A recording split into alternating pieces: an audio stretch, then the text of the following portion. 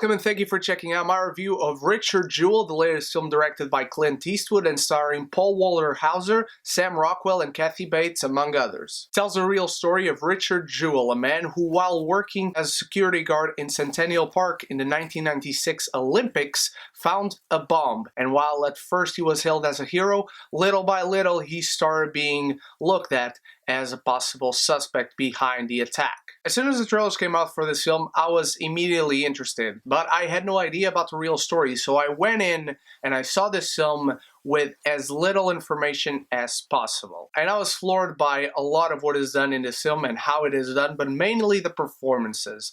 Namely, Kathy Bates is fantastic as the mother of Richard Jewell, Bobby Jewell, Sam Rockwell as his lawyer. He's always great, let's be honest. He already gave a fantastic performance in 2019 with Jojo Rabbit, and he plays this role as differently as you can think of from an actor the caliber of Sam Rockwell. But the real star of this film is indeed its star, Paul Walter-Hauser. He's superb in this film. This is an amazing performance that I already liked this dude as a supporting character in I, Tonya. I had no idea he had this in him. He exudes sympathy and innocence, and you cannot help yourself but like this dude. And so the film has a quote-unquote easy task at making you root for him throughout this turmoil in his life. Other performances from Hamm and Olivia Wilde are also great, and the direction is top-notch as well. I was really happy to see Clint Eastwood back in form. Because I missed the mule last year, my latest impression of him was the 15/17 to Paris,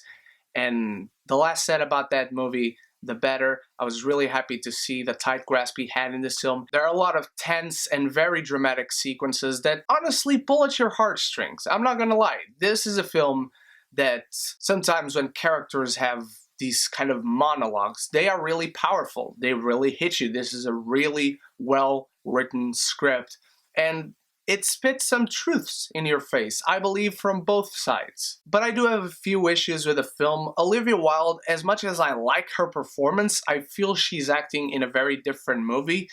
Her character is just a villain, and there's no nuance to it.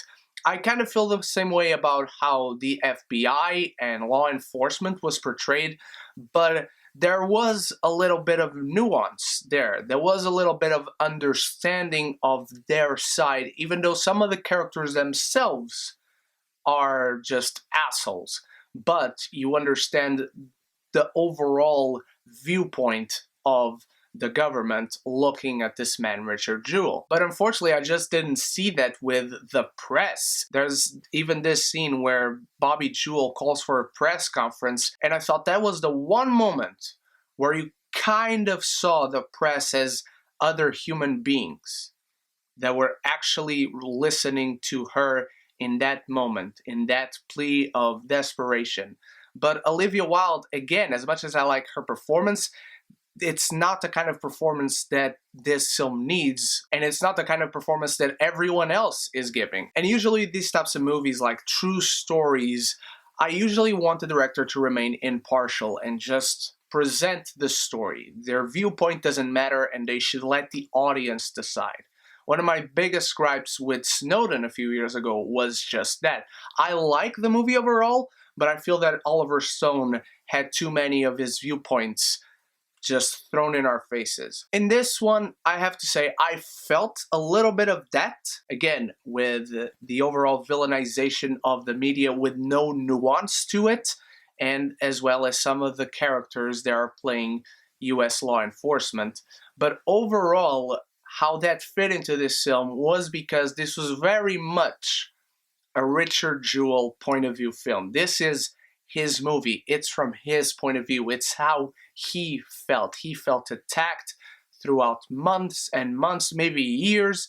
I was completely on his side. And again, this film is completely his point of view. It's basically like he was telling the story. Snowden wasn't so much that. Snowden, I very much felt like I was a third party and Oliver Stone was a third party looking at what happened. This is a very different case, and that's why it didn't bother me as much. It's very much Eastwood's critique on the American way, let's say, of attacking first and asking questions later, not looking at the facts. There's especially a monologue near the end by Richard Jewell, which Paul Walter Hauser delivers beautifully, and it felt very poignant. I'm giving Richard Jewell a B+.